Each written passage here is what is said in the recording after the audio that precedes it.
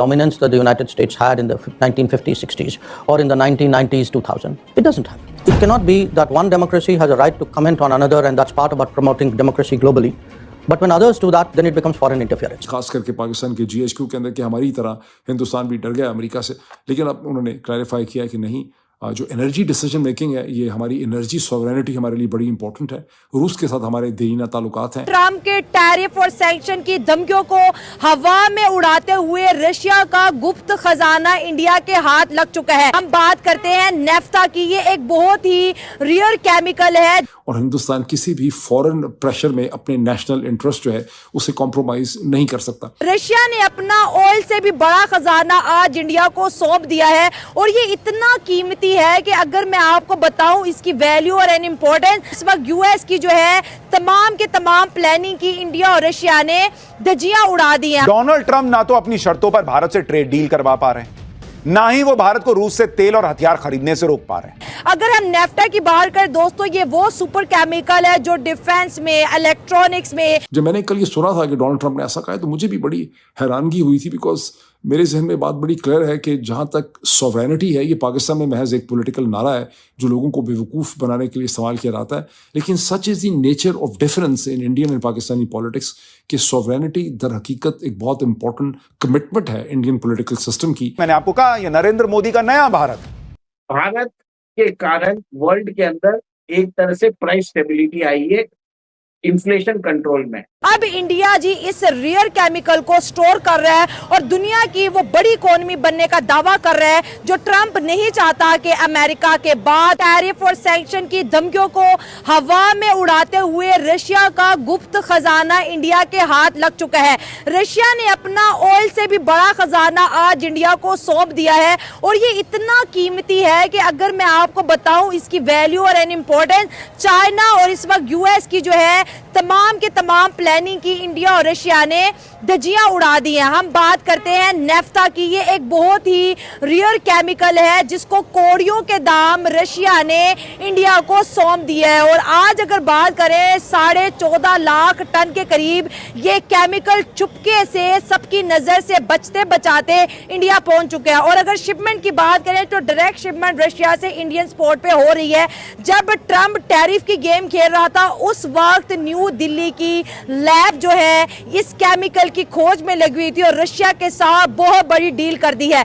अगर हम नेफ्टा की बात करें दोस्तों, ये वो सुपर केमिकल है जो डिफेंस में, इलेक्ट्रॉनिक्स में, इसके साथ साथ सैटेलाइट सिस्टम के अंदर यूज होगा, बल्कि पेट्रोल को रिफाइन करने में, प्लास्टिक इंडस्ट्री में, ऑर्गेनिक इंडस्ट्री में बहुत बड़ा बोचाल खड़ा करने वाला है। इंडिया यही केमिकल कभी चाइना से खरीदता था, कभी यूएस से खरीदता था और कभी यूएई से। अब इंडिया जी इस रेयर केमिकल को स्टोर कर रहा है और दुनिया की वो बड़ी इकोनॉमी बनने का दावा कर रहा है जो ट्रंप नहीं चाहता कि अमेरिका के बाद कोई बड़ी सुपर पावर बने। हम नेफ्टा की बात कर रहे हैं जहां पर ट्रंप पर टैरिफ का डर था, उसमें रशिया और इंडिया ने अमेरिका के साथ बहुत बड़ा खेल खेल दिया है। नेफ्टा का खेल सामने आ चुका है। इसके ऊपर बात करेंगे कि इंडिया ने एक दफा फिर से ट्रंप सरकार को शटअप खोल दी है। ऑयल की ट्रेड तो हो रही है, SU-57 की ट्रेड तो हो रही है, लेकिन जो है नेफ्टा केमिकल की भी डील जो है डन हो चुकी है। तो पब्लिक की तरफ बढ़ते हैं। इस तरह अभी जिस तरह आपने बात की नेफ्टा के रिलेटेड, ये मैं भी कुछ दिनों पहले देख रहा था। ये इस एक किस्म का कंपाउंड है जो यूज़ होता है ऑयल रिफाइनिंग में, यानी क्रूड ऑयल जो होता है उसको, यानी उसको रिफाइन करने के लिए वो यूज़ होता है, पेट्रोल, डीजल, और इसके अलावा मेरे ख्याल में ये बाकी जेट्स वगैरह, वेपन्स वगैरह इसमें भी यूज़ होता है। देखो रशिया की मजबूरी है इंडिया को ये बेचना, क्योंकि देखो इंडिया बहुत ही बड़ा मार्केट है, बहुत ही ज़्यादा बड़ा मार्केट है। देखो इस रीजन में अगर पेट्रोल की जो कंजम्पशन है ना, नंबर 1 पे चाइना है और 2nd पे इंडिया है, क्योंकि उनकी वो मैन्युफैक्चरिंग जो इंडस्ट्री है वो भी बहुत ज़्यादा बड़ी है। और आजकल अगर हम देख ले, अगर ट्रंप जिस तरह इंडिया पे गुस्सा कर रहा है, हम तो समझते थे कि इंडिया तो क्वाड ग्रुप का हिस्सा है, इंडिया तो उनको चाहिए चाइना के खिलाफ, लेकिन लड़ने के लिए, लेकिन वो उनको अभी क्या हो गया कि डोनाल्ड ट्रंप ने इतना बड़ा यू टर्न ले लिया। तो अगर हम आज से कोई 3-4 महीने पहले देखें, जब डोनाल्ड ट्रंप नया आया था, उन्होंने बिल्कुल यूक्रेन से हाथ खींच लिया था, लेकिन यूक्रेन के साथ फिर उनकी एक डील हो गई रेयर अर्थ मेटल्स, जो लिथियम हो गया, जो बैटरीज वगैरह में यूज होता है, जिसको व्हाइट गोल्ड भी कहते हैं। वाइट गोल्ड भी कहते हैं, बहुत सारी चीज़ें और भी है रेयर अर्थ मेटल्स जो यूक्रेन में बहुत ही ज़्यादा, बहुत ही मिकदार में पड़ी है, तो वो अमेरिका निकालना चाहता था। अब देखो रशिया क्या कर रहा है, रशिया धीरे धीरे वो ज़मीन कब्जा रहा है, तो अब अमेरिका को डर लगने लगा है कि अगर ये चला गया तो ये मेरा भी काम खत्म मेरा हो भी, जाएगा। क्योंकि अमेरिका हमेशा अपनी और इंटरेस्ट रशिया हटेगा नहीं भाई, 2 साल जिस लैंड को लेने के लिए वो लड़ है, तो क्या वो ट्रम्प जैसे सियासतदान से डर के पीछे हटेगा? असल में ट्रम्प अभी कहता है, ट्रम्प क्या चाहता है, ट्रम्प कहते हैं कि ठीक है तुमने जितना लैंड ले लिया ठीक है, बस अब इतना काफ़ी है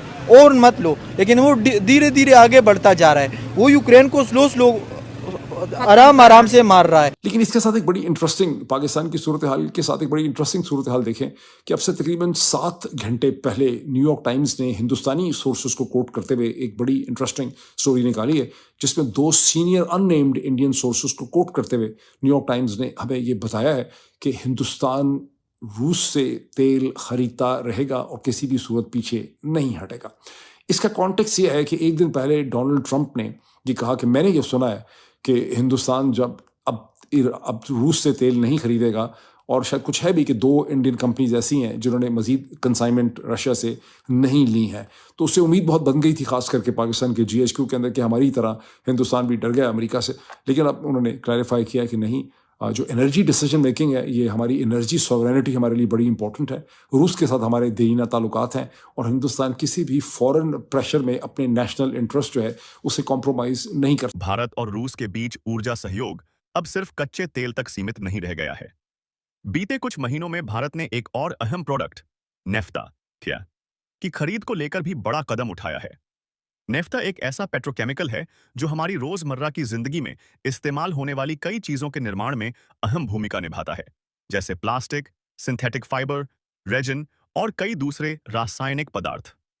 भारत ने 2025 के पहले 6 महीनों में रूस से करीब 14 लाख टन से भी ज्यादा नेफ्ता आयात किया है, जो दर्शाता है कि भारत अब ऊर्जा सेक्टर में और भी गहराई से रणनीतिक फैसले ले रहा है।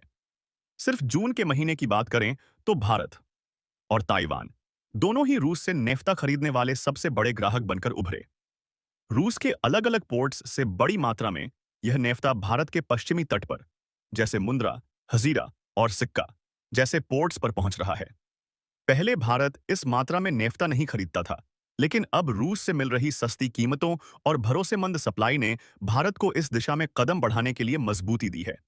खास बात यह है कि इस पूरी ट्रेड डील का एक और पहलू यह भी है कि इससे भारत की इंडस्ट्री को न सिर्फ आर्थिक मजबूती मिल रही है, बल्कि यह चीन जैसे दूसरे सप्लायर्स पर निर्भरता को भी कम कर रहा है। अब यह सिर्फ ऊर्जा की बात नहीं रह गई है, बल्कि यह भारत की एक समझदारी भरी कूटनीतिक चाल है। जहां अमेरिका और यूरोपियन देश रूस से दूरी बनाकर बैठे हैं, वहीं भारत ने साफ तौर पर अपने राष्ट्रीय हितों को प्राथमिकता दी है। भारत ने यह भी स्पष्ट कर दिया है कि वो अपनी ऊर्जा जरूरतों के लिए किसी एक पक्ष पर निर्भर नहीं रहेगा।